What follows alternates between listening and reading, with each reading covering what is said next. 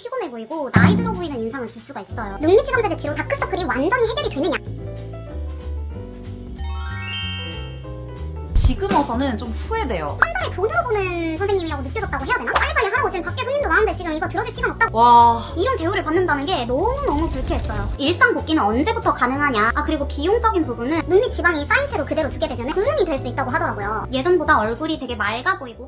여러분 안녕, 예빈이에요. 오늘은 제가 눈밑 지방제 배치에 대해서 얘기해보려고 하는데요. 눈밑 지방제 배치는 말 그대로 눈 밑에 있는 지방을 재배치해서 볼록하게 튀어나와 있던 지방을 자연스럽게 펴주는 수술을 말하는 거예요. 눈밑이 퀭하면 여러분 굉장히 피곤해 보이고 나이 들어 보이는 인상을 줄 수가 있어요. 튀어나온 지방 때문에 눈밑이 그림자져서 다크서클처럼 보이고 시간이 지나면서 이 지방이 처지면서 눈 밑에 주름이 지고 그러면서 더 나이 들어 보이는 인상을 줄 수 있는 거예요. 이렇게 눈밑만 깨끗해져도 훨씬 안색이 환하고 어려 보이는 인상을 줄 수가 있어요.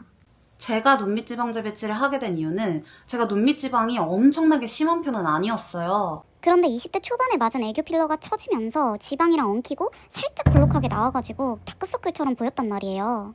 뭔가 피곤해 보이는 인상을 주는 게 너무 스트레스여서 사진 찍으면 늘 눈 밑에 포토샵 하느라 힘들었어요. 뭔가 햇빛 아래에 가서는 약간 그림자져서 더 퀭해 보이고 피곤해 보인다든지 화장을 해도 다크서클이 전부 다 지워지지 않는 것 같다라는 느낌이 들어서 이제는 진짜 해야 되나. 원래는 눈밑 지방제 배치가 나이가 들어서 하는 수술인 줄 알았거든요. 근데 알고 보니까 일찍 하면 일찍 할수록 좋다는 거예요. 왜냐하면은 눈밑 지방이 쌓인 채로 그대로 두게 되면은 이게 진짜 주름이 될 수 있다고 하더라고요. 주름이 되기 전에 지방을 제거해주는 게 훨씬 유리하다고 해요.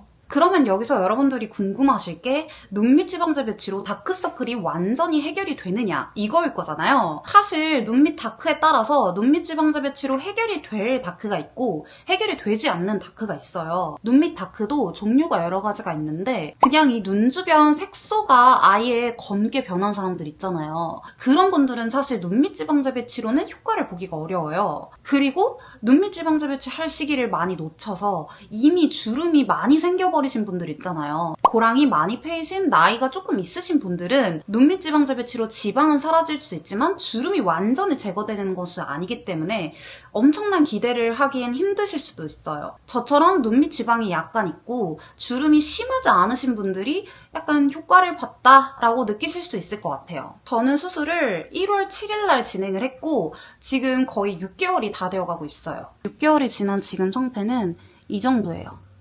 솔직히 눈밑 다크가 완벽하게 사라졌다고 보기는 어렵지만 조명이나 햇빛 아래에서 그늘지는 느낌이 많이 사라지기는 했어요. 이제는 사진 찍을 때도 피곤해 보이는 인상이 많이 줄어들어서 꽤 만족하고 있는 편이기는 해요. 병원 선택을 어떻게 했는지도 굉장히 궁금해 하실 것 같아요. 저는 총 3군데 정도 상담을 돌았는데요. 첫 번째 간 곳은 상담을 좀 대충대충 해주시는 것 같고 의사 선생님이 굉장히 피곤해 보이셨어요. 그래서 설명을 제대로 듣지 못해가지고 그래서 패스했고, 두 번째로 간 곳은 의사 선생님이 그렇게 막 친절한 스타일은 아니셨는데 오랫동안 눈밑 지방제 배치에 대해서만 한우물만 파신 것 같은 고수의 냄새가 나더라고요. 그래가지고 이분이 살갑지는 않지만 그래도 수술은 되게 제대로 하시지 않을까 하는 그런 마음이 드는 분이셨고요. 세 번째 병원은 굉장히 유명하고 인기가 많은 병원이었는데요. 그래서 대기도 진짜 오래 했거든요. 근데 이 병원은 눈밑 지방제 배치를 할 때 꼭 지방 이식을 같이 하라고 하더라고요. 근데 저는 지방 이식은 부작용도 조금 두려웠고 다운타임도 굉장히 길다고 해서 별로 할 생각이 없었기 때문에 이 병원은 패스했어요. 그래서 저는 두 번째로 간 병원에서 수술받기로 선택을 했는데요.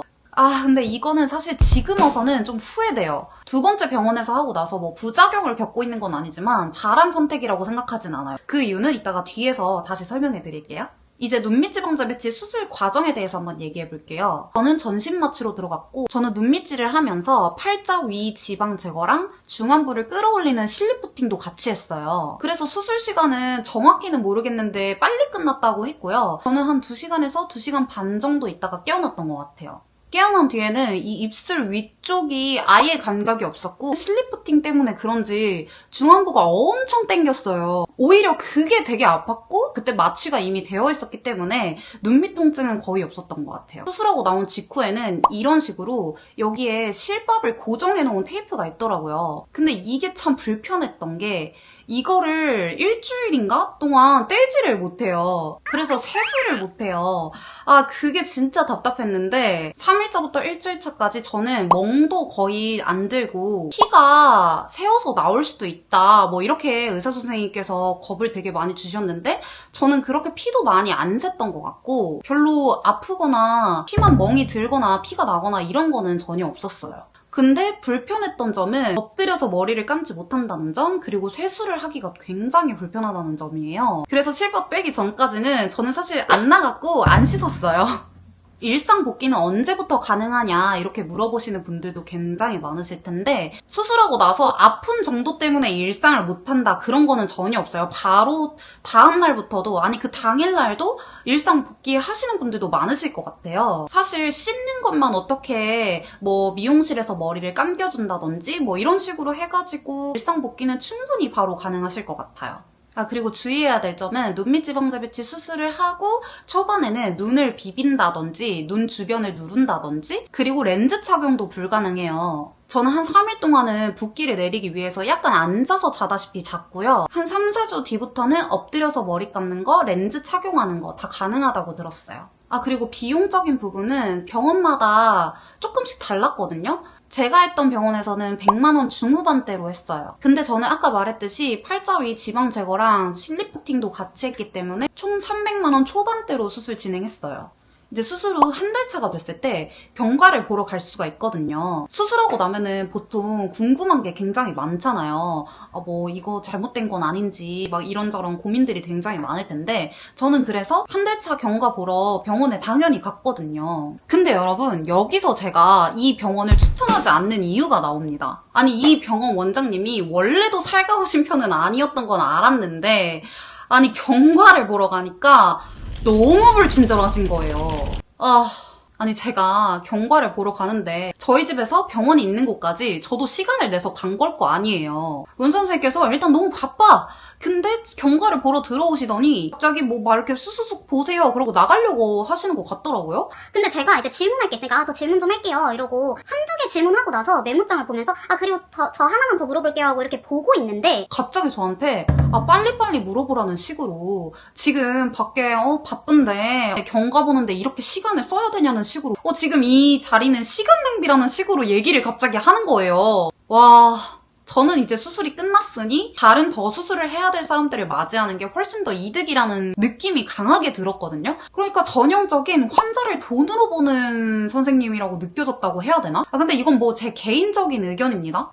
아니 수술 끝나면은 다인가? 사후관리 같은 거는 아예 관심이 없는 병원인가? 이러면서 너무 당황스럽고 진짜 이게 뭐지? 이랬거든요. 진짜 말투가 너무 무례했어요. 그냥 저 빨리빨리 좀 해주실 수 있을까요? 이것도 아니고 빨리빨리 하라고 지금 밖에 손님도 많은데 지금 이거 들어줄 시간 없다고 막 이런 식으로 얘기했다니까요. 이거 말이 되나요 진짜? 저 진짜 질문 몇 마디 안 했는데 완전 진상 고객 된 것 같은 기분이었어요. 제가 갑자기 불쑥 찾아가가지고 경과를 보는 것도 아니고 그 병원에서 경과를 보러 오라고 했고 그래서 저는 예약된 시간에 찾아가서 경과를 보는 건데 진짜 경과를 볼 때 1, 2분도 안 걸렸는데 갑자기 그렇게 말씀을 하셨다니까요? 그래서 제가 너무 불쾌해가지고 원장님 저 이제 막 질문 시작했어요. 제가 예약해서 경과를 보러 온 거고 경과도 수술 과정의 일부이고 중요한 거 아닌가요? 질문 좀 하면 안 될까요? 이런 식으로 물어봤어요. 그렇게 하니까 조금 더 들어주기는 들어주셨는데 딱히 사과의 말씀도 없으셨고 이런 대우를 받는다는 게 너무너무 불쾌했어요. 제가 뭐 앙심을 품고 그 병원이 어딘지 공개하고 이러지도 않을 거지만 제 지인이 그 병원에 가겠다고 하면은 저는 아마 말릴 것 같아요. 이 병원은 수술 실력은 뭐 나쁘지는 않은 것 같은데 여러분 사후 관리도 굉장히 중요하다고 생각하거든요. 저희가 돈을 솔직히 1, 200만 원, 300만 원 우습지 않잖아요. 큰 돈이잖아요. 그 큰 돈을 내고 수술을 받는데 수술하고 나면 땡! 나 몰라라! 하는 병원이 과연 좋을지 저는 정말 의문이에요. 제가 막 원장님 붙잡고 3, 40분, 1시간 막 이렇게 얘기하진 않을 거 아니에요. 그 순간 몇 분을 못 참고 저한테 그렇게 해서 제가 다른 분들을 소개시켜줄 수도 있는 그 가능성은 완전히 닫아버리신 거잖아요. 그래서 여러분들 여기서 중요한 게 병원을 선택할 때 그 병원 원장님의 친절도도 한번 고려를 해보시는 게 그리고 그 병원이 사후 관리, 경과, 체크 이런 거는 어떻게 해주는지, 수술하고 나서 나몰라라 하는 병원은 아닌지 이런 것도 조금 체크해보시면 좋을 것 같아요. 그래서 눈밑이 6개월이 지난 지금의 상태와 눈밑 지방제 배치의 장단점을 마지막으로 총평해보자면 지금은 일단 6개월이 지나서 완전히 회복된 상태고요. 확실히 눈밑 지방이 볼록했던 게 사라지면서 어느 각도, 어느 햇빛 아래, 어느 빛 아래에서도 나름 자신감이 생긴 건 사실이에요. 지금 약간 사진 찍을 때마다 눈밑이 환해진 게 굉장히 좋기는 해요.